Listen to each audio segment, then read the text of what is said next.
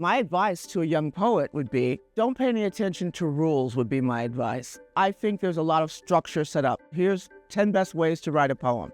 My students, they come trudging into my introductory poetry class, and they're talking one way outside of class, and they get inside and they're saying forsooth and all kinds of weird things because they think that's what poetry is. Someone's told them, and nobody can tell you what your poetry is except you.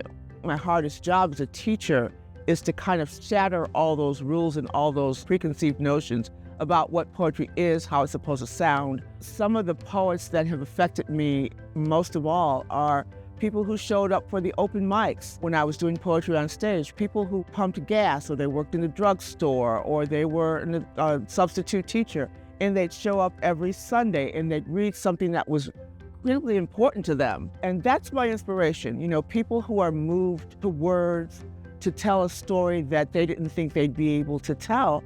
And you can't really put a structure to that. You have to be able to say, it's okay if I am not grammatically correct. I think we have to each enter the poetic realm as an individual, and we have to find our poetry that way. Nobody else can put a boundary around what you write. Every poem you write is part of your life story, and if you don't tell it, you give someone else permission to do so.